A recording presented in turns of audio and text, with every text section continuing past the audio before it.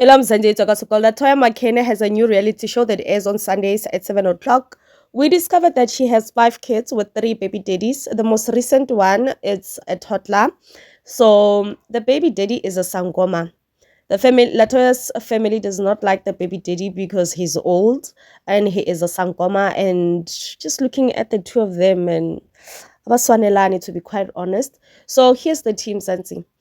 Latoya received money from Mzansi Magic before even the show could air on TV because there's like 2 episodes, 2 or 3 if I'm not mistaken. So with that money, she went ahead and rented an apartment called Port. So the cast members Latoya's reality show, they did not get a cent. I don't know how Latoya spin that, or perhaps they're still going to get money after each and every episode. Maybe they are in a hurry, I don't know. But Latoya's baby dad is like, you know what? We shot, so I need my money, and your family is bashing me, this, and that. So it's just a lot. I've been seeing videos of him last week renting, but now I can't, ignore it. So for those who do not know, this is Latoya's baby daddy number 3, baby number 5. Lebe kuyi-follow up yokuthi ngilandelele ingane yami ngayenza into elungile ngesimthetho. Latoya, ngifuna imali yami eMzansi Magic. Latoya, ngifuna ingane yami loba ulibele ubaleka ngayo. Latoya, ngifuna ukuthi lamanga la owayenza impahla lezo uzithathile waziphunguza impahleni zami nezinto zami zasendlini zize kumina. Latoya Makhene, uyangizwa ukuthi ngithini? Iyekela lento le oyenzile nokuthi ulibele ukhuluma lento lezo angisiphara abantu yimlo ubaba kavusa amazulu. Latoya, imali zami yimi ngisizile ngingalali wewaziyo ngilali ngihamba iganga ngihamba amahlathi ngihamba imifula nanoma kumele wenze izinto bengikuvusa ukuthi uzenze ngenkani futhi ezinye ngoba wobhizi yazi ukuthi boyenzani ngangiyekisa lento leyo. Latoya, ubaleke ngemali, ubaleke ngento zaseMzansi Magic, ubaleke ngama contract, ubaleka nangengane yami, uyabaleka namanje kumele ukuthi ngokuseve. Latoya Makhene, awutholakali.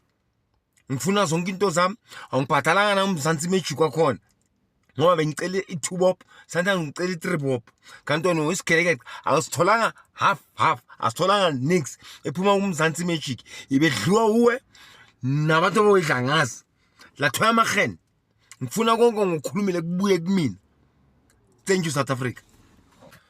Thokozani bokhokona umkhulu makhomba manomhlaba. Yimi umahlala entabeni ubaba engane kaLatoya Makhene uvusa amazulu. Ngilibele nyamlandelela nje babaleka ngiphume emakhodi nawo amaphepha. Latoya yekubaleka, I want to save you ngoba sona amaconvert. The court wants you ukuthi sile ngengane asana indaba eziningi kumele sizenze. Lento ukuthi ubaleka ayisizi and futhi ngikwenzele ne protection order ukuthi uphizwe nobaleka ngengane yami. And then uLatoya uhambile waya ku social media ngegama lami ngimyeka namhlanje kusasa uye court uyongenzela i-protection order ukuthi ngakhulumi ngaye e-social media. uLatoya Makhene bekangivala ukuthi ingakhiphi izindaba noma izinto bekazenza lapha endlini nalezi bengiyibona. uLatoya Makhene yonke lento la yenza ukuthi abaleke ngane yami, stop it, iyeke. Ngifuna ingane yami, ngifuna ukuyibona nawo amaphepha, amaphoyisa akufuna, court akufuna, magistrate akufuna, ne protection order ikhona phezu kwakho. Latoya, ubaba wengane udinga ingane yakhe, mphakathi ngicela nikhulume noLatoya nalabo eniphuza nanidawa naye, nimtsheleni ukuthi ubaba ufuna ingane. Nazi izinto akudlalwa la. Latoya, yeka lento lo yenzayo nalezo zenzi nalezo jwayele ukuzenza ngikhathele.